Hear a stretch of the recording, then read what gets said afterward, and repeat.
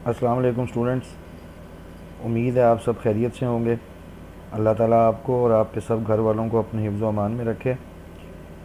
तो आज हम जो टॉपिक शुरू करने लगे हैं अपने कोर्स में वो है एरेज़।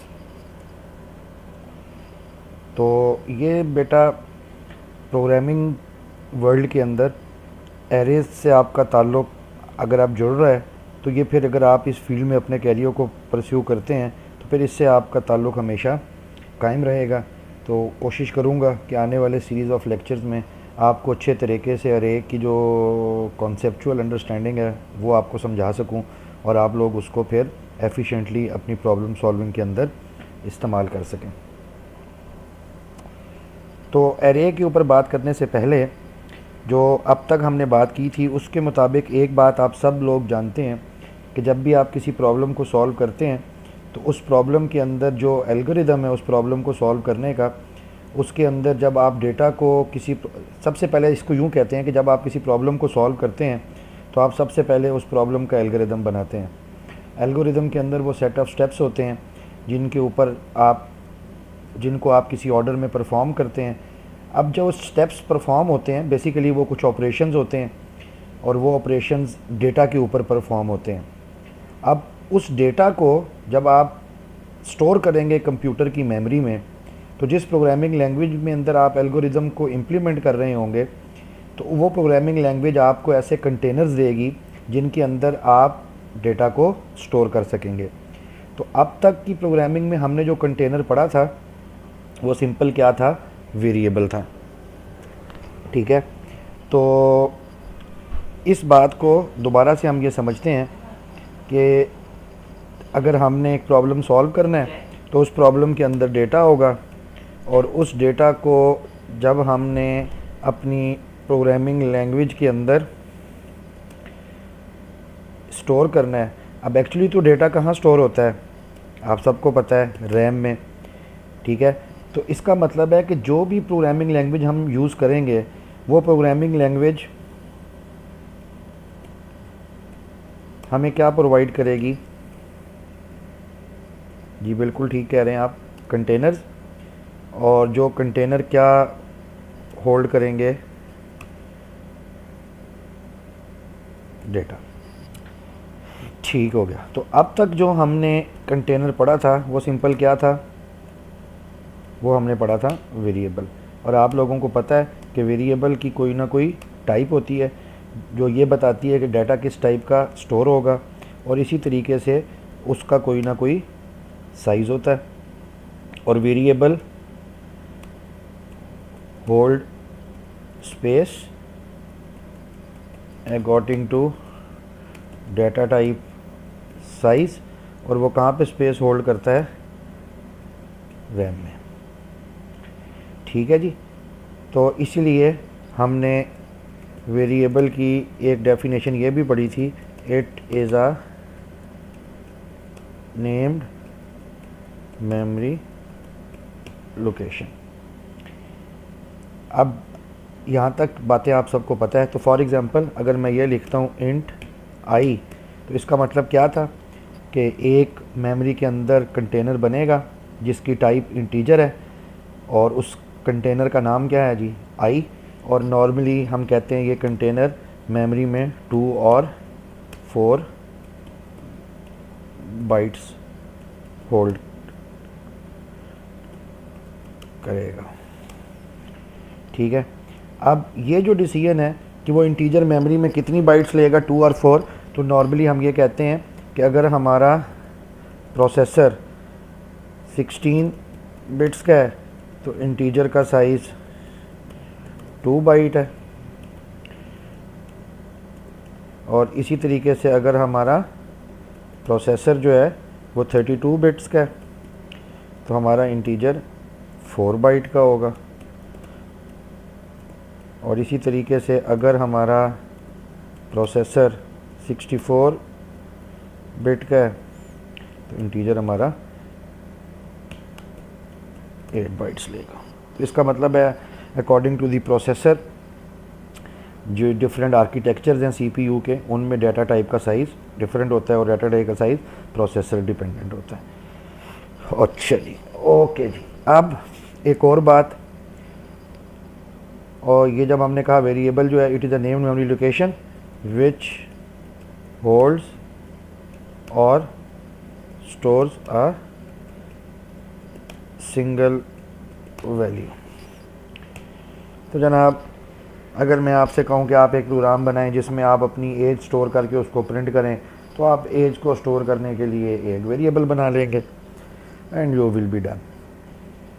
ओके जी।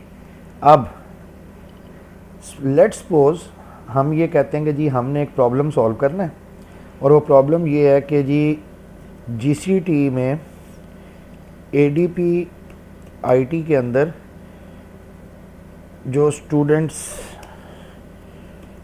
एडमिशन लेते हैं, we need to calculate their average age. लें जनाब, प्रॉब्लम हमारे सामने है कि we want to find the average age of students those who get admission in GCT in ADP IT program. तो जनाब, अगर आपके ही सेशन की एग्जांपल लें तो हमारे पास let's suppose there are 100 students, ठीक है ना, और हमने इनका क्या फ़ाइंड करना है? फ़ाइंड क्या करना है जी, बताएं? बिल्कुल ठीक है, फ़ाइंड करनी है एवरेज एज। अब आपको पता है एवरेज एज को फाइंड करने के लिए आपको पहला काम क्या करना पड़ेगा? सम ऑफ एजेस कैलकुलेट करनी पड़ेंगी, और उसके बाद आपको क्या करना पड़ेगा? सम ऑफ एजेस को आपको भैया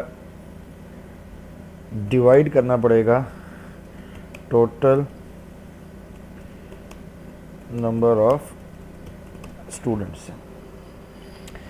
ठीक हो गया जनाब। तो अब आप देखें, अब तक की जितनी आपको प्रोग्रामिंग आती है उसके मुताबिक आप क्या करेंगे जनाब? आप कहते हैं जनाब, ये लें जनाब, इंट एज, और मैं ज़रा इसको कॉपी कर लेता हूँ, ठीक है जी। Int age 1 comma age 2 comma age 3 comma up to age 100। आप इस तरीके से कितने वेरिएबल्स बना लेंगे? 100 वेरिएबल्स बना लेंगे। अब ये मेमोरी में अलहदा 100 वेरिएबल्स डिक्लेयर हो जाएंगे। उसके बाद आप क्या करेंगे जी? बिल्कुल ठीक है, उसके बाद जनाब आप सी इन करवा के पहले एक की एज लेंगे, फिर दूसरे की एज लेंगे, एंड सो फोर। आप ये काम चलाते रहेंगे और अल्टीमेटली आप जो आपके पास ये काम करेंगे, ठीक है। अच्छा, अब अगर आप से मैं ये पूछूं कि बताएं यार, जो 51 स्टूडेंट था उसकी एज क्या है, तो आपको एज अ प्रोग्रामर ख़ुद ये याद रखना पड़ेगा कि 51 स्टूडेंट की एज आपने किस वेरिएबल में स्टोर की थी, ठीक है। यहाँ तक कोई कन्फ्यूजन? उम्मीद है समझ आ रही होगी। अच्छा, इसी तरीके से अब देखें अगर आप, तो ये जो मैंने ये जो सब चीज़ बनाई है, ठीक है ना, आप इसको क्या ये कह सकते हैं, अगर मैं आपके सामने यहाँ पर इसको कहना चाहूँ कि ये बेसिकली आपने क्या बनाई है? लिस्ट, या आपने क्या बनाई है? कलेक्शन। किसकी? स्टूडेंट एजेस की। लेकिन है ये एक लिस्ट और कलेक्शन, लेकिन इसके हर एलिमेंट को आपने इंडिविजुअली अलग-अलग जगह पे स्टोर किया हुआ, एज अ लिस्ट स्टोर नहीं किया हुआ। तो अगर मैं कल से आपको कहता हूँ यार मुझे बताएं इन 100 में से सबसे ज़्यादा एज की स्टूडेंट की थी, तो अगेन आपको इन 100 वेरिएबल्स को 1 बाय 1 कंपेयर करना पड़ेगा, तो बड़ा मुश्किल हो जाएगा कोड को मैनेज करना। तो ये जब इस सारी डिस्कशन से क्या साबित हुआ? इस सारी डिस्कशन से ये साबित हुआ कि जब भी कभी आपको, शाबाश मेरे साथ रिपीट करें, कि जब भी कभी आपको किसी लिस्ट के ऊपर काम करना है, तो फिर बेहतर तरीका ये है कि जिस प्रोग्रामिंग लैंग्वेज में आप उस प्रॉब्लम को सॉल्व करें जिसमें आपका ताल्लुक लिस्ट से पड़ रहा है, तो फिर लैंग्वेज आपको कोई ऐसा कंटेनर भी दे जहाँ पे आप एलिमेंट्स को एज अ लिस्ट या कलेक्शन स्टोर कर सकें। और आप देखें, आप रोज़मर्रा ज़िंदगी में जो भी सॉफ्टवेयर यूज़ करते हैं उनमें कई जगह पे आपको ये लिस्ट की जो एग्जांपल नज़र आती है। For example, list of contacts in your cell phone, तो देखें ये भी एक कलेक्शन है जिसमें लोगों का नाम होगा और उनके मोबाइल नंबर हैं। इसी तरीके से लिस्ट ऑफ व्हाट्सएप कॉन्टैक्ट्स,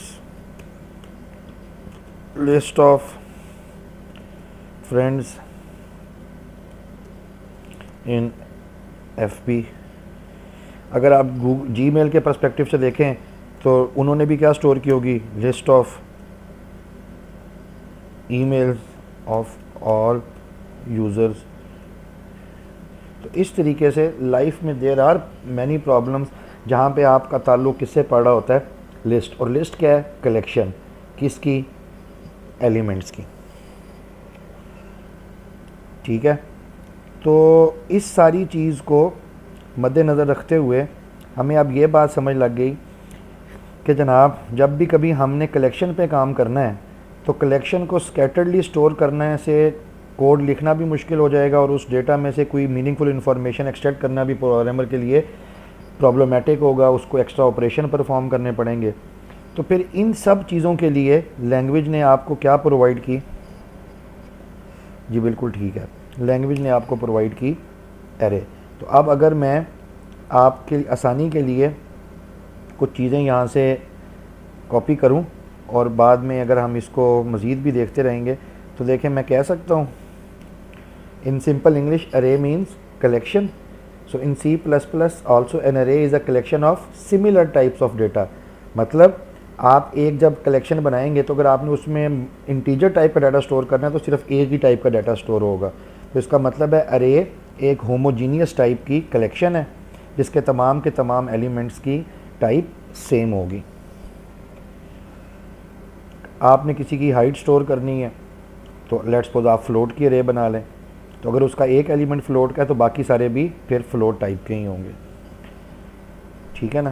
तो उम्मीद है यहाँ तक की डिस्कशन से आपको ये पता लग गया कि एरे क्या होती है और उसकी ज़रूरत क्यों है। ठीक है, तो यहाँ पर इस पहले इनिशियल सेशन की बात को हम ख़त्म करते हैं और फिर इंशाअल्लाह ताला अगली सीरीज़ के इसी सीरीज़ के अगले लेक्चर में अरे के बारे में मज़ीद डिस्कशन को कंटिन्यू करेंगे। Thank you very much.